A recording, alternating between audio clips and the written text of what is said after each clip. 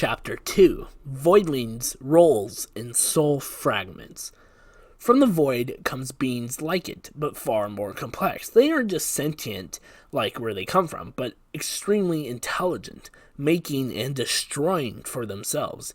Due to us not having enough information about the void, we don't fully understand why this happens. I'm referring to the voidlings themselves. You see, when they are born, there's 3 roles, but they do not get to choose. They are merely cosmically coded into to have said beliefs and goals.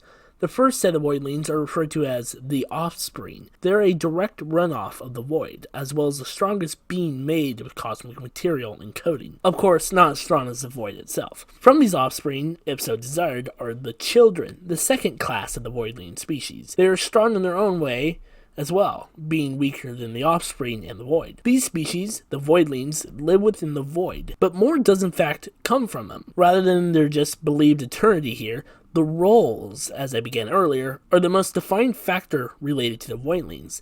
This is what separates them from each other. These roles are of creativity, destructivity, and admiration. The role of creativity forces said voidling to create and form cosmic material into physical and aura-like creations. One offspring of creativity, which will play a major part in the Thrive Verse Mythos, is Zartager. He, along with his siblings, are the first to be born from the void. He's what you might call God. He created the plane of existence where you live, but we will talk about him in his own episode. His siblings are Neo and the Warlock, both playing their own major importance to the stories of the Thrivers. Neo is of admiration. His specific unique feature is that he collects relics from across the Thrive Verse Mythos existence and anything beyond. Whatever deemed enough of interest for him, he takes. He has his own realm, referred to as Neo's realm. The last sibling, the Warlock, is of destructivity.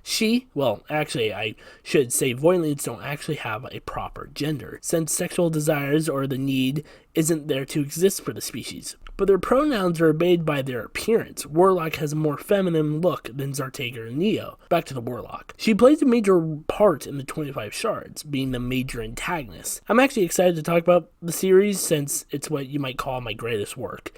Or just like my baby, since that is a saying. Roles are what define voidlings from other souls, since again, there are various different kinds of souls. Cosmic, inhabitants, prisoner, the list goes on and on. Rather than offsprings and children, there are 2 subkinds that belong to them, egotistics and soul fragments. Egotistics are a lot more complicated to explain, since they have only happened once for a certain child of Zartager named Ethan. So I'll move on to the soul fragments.